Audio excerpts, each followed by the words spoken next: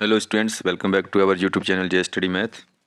इस वीडियो में हम क्लास 10 चैप्टर फर्स्ट जो कि रियल नंबर है, इसका हम एक क्वेश्चन करेंगे जिसमें हम प्रूव करेंगे कि रूट थ्री जो है एक इरेशनल नंबर है। तो जैसे आपको स्क्रीन पे दिखाई दे रहा है, prove that root three is irrational number. तो हमने इसको इरेशनल नंबर अब प्रूव करना है। तो देखो, ये मेथड जो होता है ना, इरेशनल नंबर, हम इसको कैसे प्रूव करेंगे। वैसे तो हमको बताया जाता है कि रूट थ्री, रूट टू ये होते हैं इरेशनल नंबर, रूट फाइव। और इसको हम प्रूव कैसे करेंगे? तो प्रूव करने के लिए क्या है, कॉन्ट्राडिक्शन मेथड होता है हमारे पास। तो हम क्या करेंगे, रूट थ्री को रैशनल नंबर मान के चलेंगे। क्या मान के चलेंगे? Rational number. तो देखो कैसे इसका प्रूव करना है हमने। तो यहाँ पे अब हम करते हैं इसका प्रूफ। देखो, लेट, क्या लिखेंगे, let is assume that root three is a rational number. देखो, रूट थ्री क्या है? एक रैशनल नंबर है। क्या है ये? रैशनल। अगर कोई नंबर रैशनल नंबर होता है तो हम उसको पी अपॉन क्यू फॉर्म में लिख सकते हैं। तो इसलिए हम क्या करेंगे, यहाँ पे रूट थ्री को क्या लिख लेंगे, ए अपॉन वी फॉर्म में लिख लेते हैं। ठीक है। और यहाँ पे जो ए और बी हैं, ये क्या हैं? ए और बी क्या हैं? ये को प्राइम नंबर है। Where a and b are coprime number, coprime numbers. अब को प्राइम नंबर कौन से नंबर होते हैं? को प्राइम नंबर वो नंबर होते हैं जिनका HCF क्या होता है? वन होता है। यानी कि उनका हाईएस्ट कॉमन फैक्टर हम निकालें तो वन आए, वो नंबर होते हैं को प्राइम नंबर। तो ये याद रखना है, जिनका HCF क्या होता है? वन होता है, वो उन नंबरों को हम बोलते हैं को प्राइम नंबर।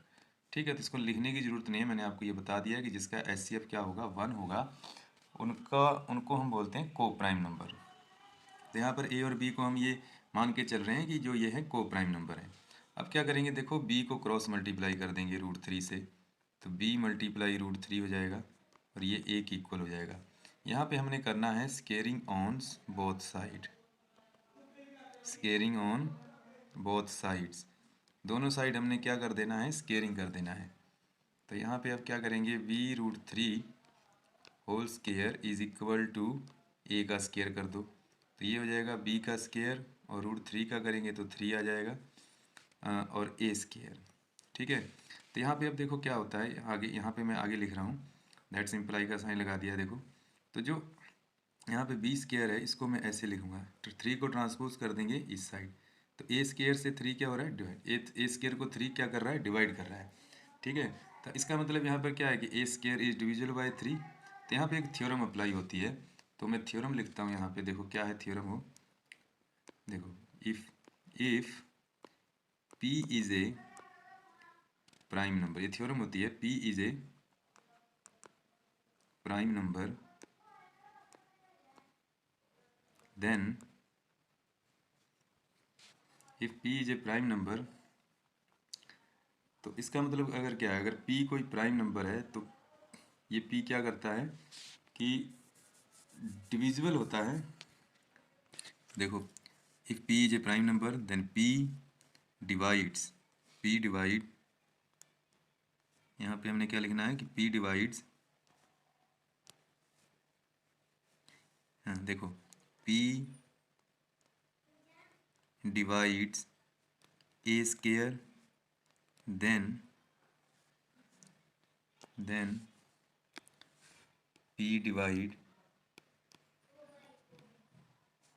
ए आल्सो। तो वो ए को भी क्या करेगा? डिवाइड करेगा। ये थ्योरम होती है। तो इसके अकॉर्डिंग अब यहाँ पे हम क्या लिखेंगे, देखो, b square is equal to a square upon three. तो हम लिख सकते हैं then b square is equal to, तो क्या लिख सकते हैं, सॉरी यहाँ पे बी स्केयर नहीं आएगा, तो यहाँ पे हमने लिखना है देन ए डिवाइड थ्री आल्सो। और जब डिवाइड होगा तो कोई ना कोई इंटीजर मिलेगा, तो सी इज एन पॉजिटिव इंटीजर। ठीक है। तो ये पॉजिटिव इंटीजर है, सी इज एन पॉजिटिव इंटीजर। तो अब यहाँ से अगर हम ए की वैल्यू निकालें तो क्या आएगी, ए को इसे क्रॉस मल्टीप्लाई कर देंगे तो ये आ जाएगा थ्री सी। ठीक है। अब इस थ्री सी को क्या करना है, हमने इस इक्वेशन में पुट कर देना है। जो हमें मिला हुआ था, यहाँ पे क्या मिला था, b square into 3 is equal to a square, यहाँ पे मैं बात कर रहा हूँ, ठीक है। तो यहाँ पे अगर हम ए स्केयर की वैल्यू पुट करते हैं तो देखो क्या मिलेगा। देखो इधर से तो था 3b square is equal to a square था, तो ए स्केयर की जगह पे हमने पुट कर देना है 3c स्केयर, 3c का होल स्केयर। तो ये बन जाएगा देखो 3b स्केयर, ये हो गया 3c का होल स्केयर करेंगे तो 9c स्केयर, ये क्या हो जाएगा 9c स्केयर।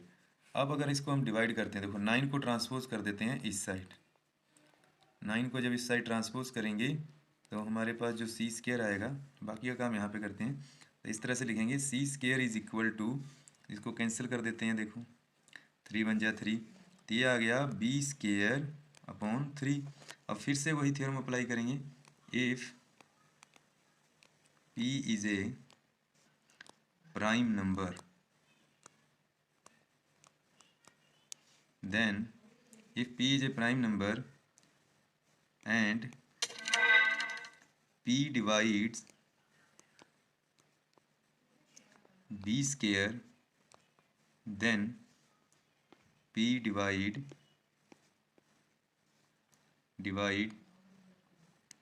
B also, तो ये B को भी डिवाइड, देखो थ्योरम क्या कहती है, अगर P कोई ऐसा एक प्राइम नंबर है जो B स्केयर को डिवाइड करता है तो वो B को भी डिवाइड करेगा। तो इसके अकॉर्डिंग अब हमें क्या मिलेगा कि देखो यहाँ पे क्या लिखेंगे कि देन B डिवाइड बाय 3, ठीक है। तो इसका मतलब क्या है, देखो 3 ने A को भी डिवाइड किया, अब 3 ने B को भी डिवाइड किया, तो 3 क्या आ गया, एक कॉमन फैक्टर आ गया। तो यहाँ पे पहले लिखेंगे now 3 divide A and B both, दोनों को डिवाइड कर रहा है, सो 3 is a common factor of A and B, so A and B are not को प्राइम नंबर। तो इसका मतलब है कि जो A एंड B हैं वो को प्राइम नंबर नहीं है, क्योंकि को प्राइम नंबर वो होते हैं जिनका HCF 1 होता है। यहाँ पे तो HCF इसका 3 आ गया, जो कॉमन फैक्टर आ गया, एक और फैक्टर आ गया।